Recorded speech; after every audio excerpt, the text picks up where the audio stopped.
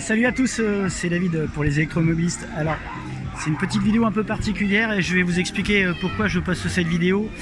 Le son est vraiment pas terrible. Je suis au camping en vacances avec derrière à l'aire de jeu, vous voyez, en train de surveiller les enfants et j'en profite un petit peu pour poster une vidéo. J'avais pas vraiment d'impératif de timing, mais je voulais pas laisser mes 120 premiers abonnés à qui je fais un petit coucou. Ça me surprend grandement, ça me fait vraiment plaisir de voir qu'il y a autant de gens qui s'abonnent. Voilà, donc qu'est-ce qui se passe, quel va être le sujet de la vidéo déjà? Je me mélange les pinceaux. Le sujet de la vidéo, c'est Zao que j'ai rencontré sur une aire de recharge de superchargeur Tesla à Sisteron. C'était un hasard complet puisque je testais l'autonomie de ma Ioniq électrique, comme je vais bientôt la vendre, j'essaie de faire le maximum de vidéos dessus.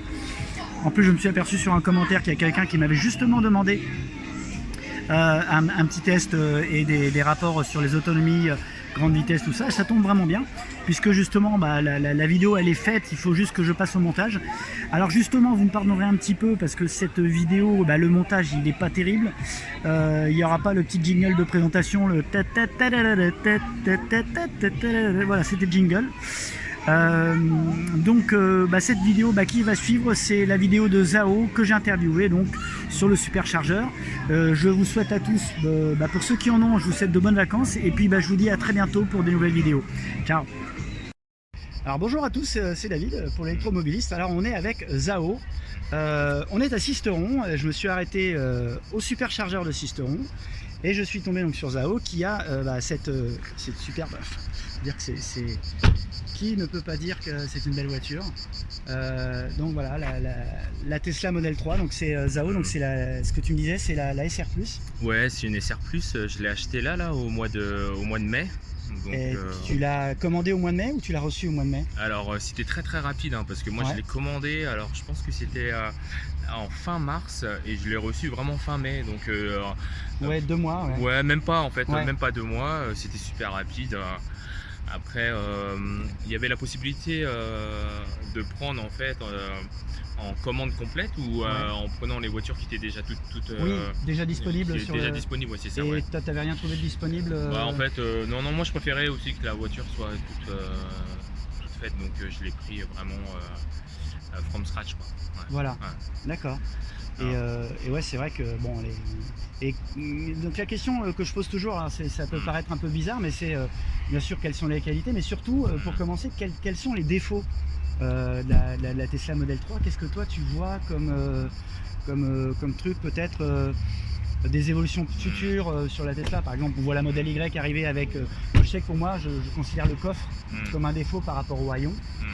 Qu'est-ce que toi tu vois comme défaut aujourd'hui? Alors bon, tu commences à avoir un petit peu de recul. Alors moi j'ai 2 enfants, donc pour tout ce qui est bagages, là on n'a pas trop de soucis, hein, parce que le coffre il est quand même assez... ouais, il est grand. Il est très grand. Après, comme défaut, là c'est la première fois que je fais vraiment un long trajet. Et en fait avec le calculateur Tesla, j'ai fait Paris pour aller dans les Hautes-Alpes. Ouais, parce qu'il faut savoir qu'il vient donc des Seine-et-Marne. C'est ça, exactement. Seine-et-Marne. Et là on est à Sisteron, donc on est dans le sud.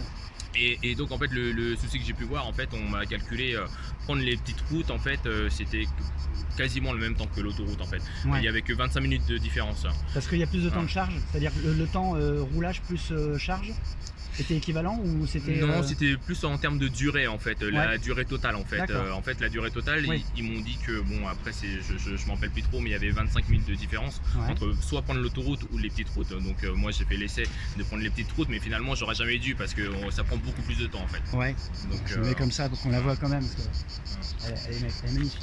Donc toi tu as pris l'option, c'est une SR+, donc ce qui fait que tu étais en dessous des 45 000.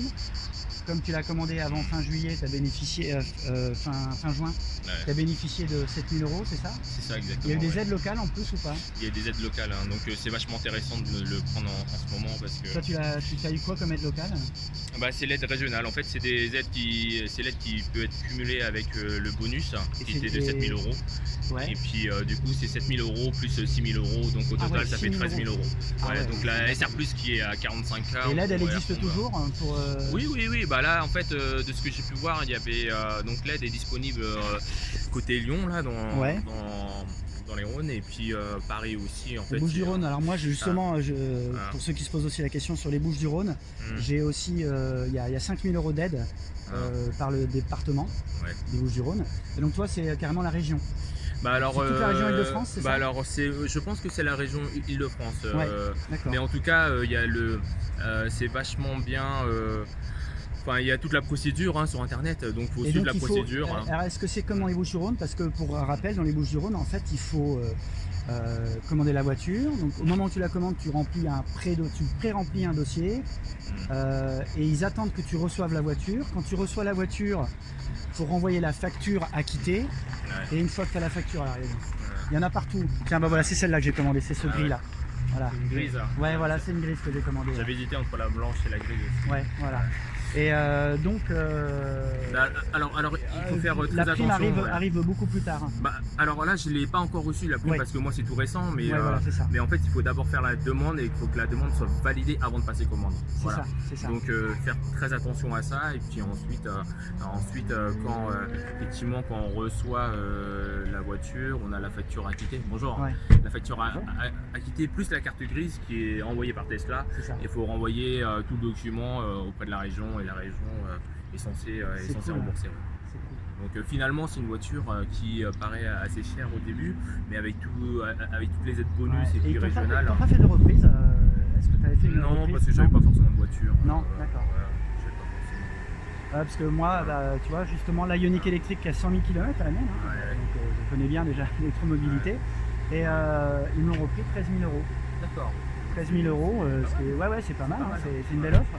Et du coup, c'est vrai qu'effectivement, moi, personnellement, comme ça, gris, bon, c'est le même prix que la tienne, hein, mais avec les aides régionales, départementales, cumulées à l'aide nationale, j'en ai pour 20 000 €. Voilà. Donc c'est vrai que ce qui est intéressant, c'est qu'on peut cumuler toutes ces aides-là et puis au final avoir une Tesla. Et puis il n'y a rien de mieux en rapport qualité-prix, et puis même en fonction, là vous êtes dans le futur par rapport aux autres voitures. C'est ça. Donc il n'y a vraiment rien à voir. C'est ça, c'est le logiciel, c'est ce qui fait toute la voiture. Ouais, c'est le logiciel, il y a pas mal de choses. C'est vrai que quand on ne connaît pas trop, il y a des caméras de partout, le logiciel est super intéressant, il y a plein de fonctions. Et puis finalement, quand on a une maison, on utilise les supercharges, c'est uniquement quand on fait des longs trajets, mais sinon 80%, voire 90% des cas on les recharge à c'est la condition sine qua non, c'est ce que j'explique aussi dans mes vidéos, c'est si on veut acheter une voiture électrique, il faut une prise, il faut l'accès à la prise. Que ce soit dans un parking collectif où on a une place attribuée, où on peut demander une prise, aujourd'hui le droit est de notre côté, on va dire, la loi a évolué là-dessus, mais sinon c'est vrai que le mieux c'est d'avoir une maison avec soit une place de stationnement où il y a la prise, ou un garage, c'est encore mieux. Et toi, tu t'as mis une borne accélérée ou pas? Oui, en fait, il y a pas mal d'autres vidéos sur YouTube qui expliquent comment rajouter chez soi des prises caravane, donc une P17. Ah, t'as mis la P17, voilà. Donc ça te permet de basculer sur combien? C'est 32 ampères? Sur 32, moi j'ai pris une 32, il y avait du 16 et 32, moi j'ai préféré prendre la 32. Donc tu utilises le chargeur occasionnel, donc le CRO, le câble de recharge occasionnel qui est fourni par Tesla. Et à la place, donc j'explique un petit peu, et au bout, tu changes l'adaptateur pour la prise, ce qu'on appelle les prises Suco, donc les prises classiques, par un petit embout où il y a une prise P17, et donc c'est la fameuse prise caravane, c'est une prise bleue. Voilà. Exactement, c'est ça, c'est une prise bleue. Donc voilà, bon, je l'ai installé, j'ai pas encore eu l'occasion de l'utiliser parce que j'étais en plein travaux. Ouais. Mais et puis là c'est encore récent.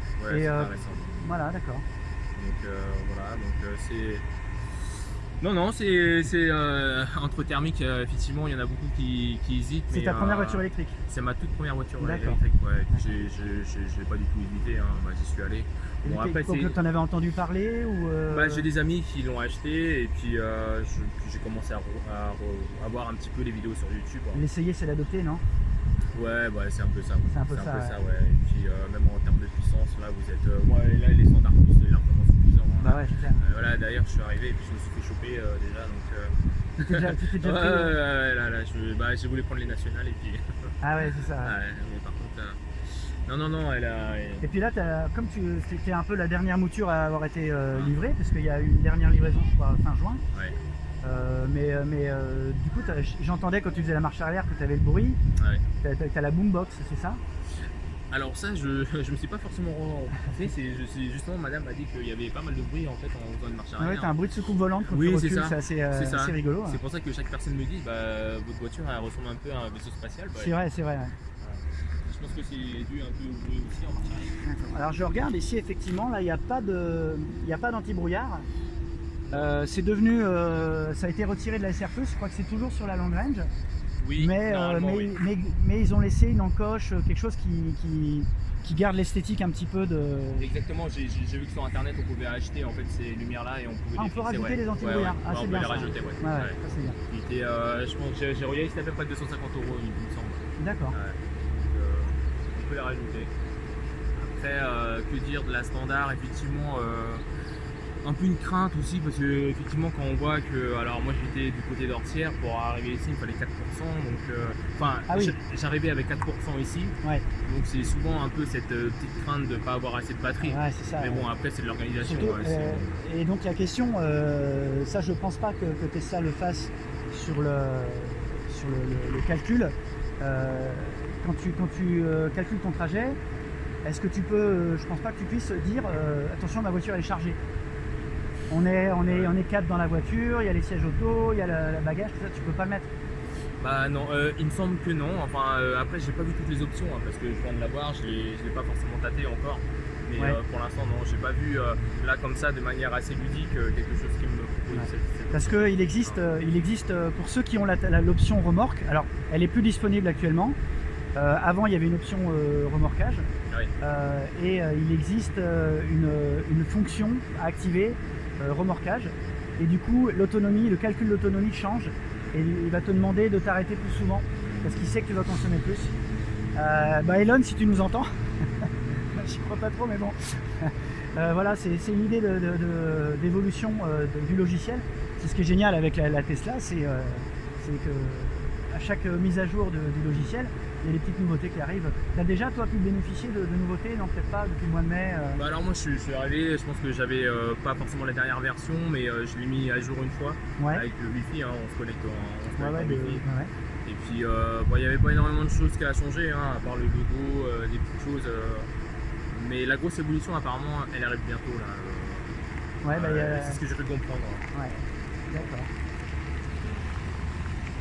Il y a plein de Tesla, c'est pour quelqu'un qui aime les Tesla ou en tout cas qui est intéressé par ce genre de voiture, c'est un peu c'est Disneyland. je ferai une petite capture d'écran pour vous montrer un petit peu ce parking. Alors d'ailleurs c'est une question là, je vois qu'il y a pas mal de stèles. Je sais pas si c'est des stèles V3, mais t'as quelle vitesse de charge? Je vois que tu regardais ton téléphone. Oui, en fait là on peut régler en fait, donc moi je le règle généralement entre 80 et 90%. Bon là je fais plus du 90% parce que c'est des trajets qui sont assez longs. Et puis là je suis à 30 minutes, ce qui paraît quand même assez long. Il te donne la vitesse de charge, c'est en kilomètres récupérés, c'est ça? Là ils le disent, là, 585 km/h, et du 64 kW. Mais là j'ai l'impression que ça prend plus de temps. Normalement je vais plus vite, mais alors comment ça fonctionne un peu les bandes, c'est par paire. Il faut éviter de se mettre sur la même paire en fait. C'est ça, c'est le partage des stèles. Toujours un peu la question. Donc je pense que c'est pour ça que là on prend quand même un peu plus de temps. Bon ça tombe bien que je sois venu pour te poser des questions, du coup le temps passe plus vite. Oui, voilà Mais bon là en venant de Paris on a fait 3 pauses, franchement ça passe super vite, on va aller aux toilettes, de manger un petit peu. Là t'es parti ce matin de Paris? Non, je suis parti la semaine dernière déjà. D'accord, ok. Bon, très bien. Bon Zao, écoute, merci. Est-ce que tu as des choses à ajouter pour les gens qui s'interrogent? Allez-y, hein, c'est pas, par rapport aux autres voitures hybrides ou thermiques, c'est quasiment le même prix avec les bonus. Et puis l'électricité coûte moins cher, moins d'entretien. T'as un abonnement spécifique électrique chez toi? Non, même pas. En fait, j'utilise. T'as heure pleine? Non, même pas. Je me suis même pas posé la question. Après, je verrai en fonction de l'utilisation, effectivement, si je consomme beaucoup plus la journée, je prendrai peut-être cette option-là. Donc moi, pour mon retour, quand j'ai acheté la Ioniq, j'ai calculé à peu près 20 € d'électricité supplémentaire, donc en analysant ma consommation moyenne d'électricité domestique, j'ai vu à peu près 20 € de plus sur les factures pour à peu près 2000 allez, 1500 km, 1500-2000 km par mois. Sachant que je favorise la recharge en heure creuse. Et puis après cette étude justement sur la consommation, j'ai réussi à obtenir une prise de courant sur le parking de mon travail. Et là c'est jackpot quoi, parce que je charge pratiquement plus à la maison. Donc voilà, on roule gratuitement. Alors après il y a des conditions un peu particulières si vous avez une prise au travail. Si c'est une borne de recharge, ça va être un petit peu déduit de vos avantages en nature sur la fiche de paye. Alors attention, chaque entreprise fait un petit peu différemment. Moi ils m'ont mis une toute petite prise toute simple. J'ai tiré une rallonge en 2.5 et puis quand j'arrive je mets mon câble de recharge occasionnel dessus. Et du coup ils me disent pas bah voilà tu as consommé 5 € d'électricité ce mois-ci quoi. Voilà. Mais ça m'a permis de faire une franche économie. Voilà. Et ben merci Zao. Et puis écoute, qui sait quand j'aurai la. Qu'est-ce qui se passe? Elle est pleine? Ah voilà. Mais donc quand j'aurai ma Tesla, peut-être qu'un jour on se croira sur un superchargeur. Ça m'a fait plaisir et puis de te voir peut-être venir sur la chaîne YouTube l'électromobiliste. Voilà. Et puis de t'abonner. Comme tous ceux qui nous regardent. J'irai faire un tour. Juste le dernier point, dès que c'est rechargé, il faut partir parce que. Ouais, sinon après tu payes. C'est ça. Ok. Et ben merci Zao. Voilà. Bonne route. Merci. Au revoir. Au revoir. Et ben voilà, c'était une petite interview un peu surprise. J'étais en train de faire un test d'autonomie sur la Ioniq. Et puis en m'arrêtant à Sisteron, bah vous voyez là maintenant je vous fais une petite vue globale. Ah, voilà, on est vraiment sur un pic en termes de fréquentation, je pense. Alors je vais pas aller interviewer tout le monde parce que je veux pas. Zao est super sympa, je lui dis encore merci pour m'avoir consacré du temps. Et voilà, vous voyez, alors tout à l'heure il y a vraiment que des modèles 3. Hop, je vais inverser la caméra. Alors comme je disais, là il y a vraiment que des modèles 3. Tout à l'heure on est arrivé, il y avait une Model X. Mais bon, c'est vrai que c'est vraiment la voiture qui a démocratisé Tesla. Alors je suis désolé, il y a un petit peu de vent. Voilà. Donc j'espère que cette vidéo vous aura plu. Voilà, un grand merci à Zao. Et puis à bientôt sur l'électromobiliste. Abonnez-vous. Ciao.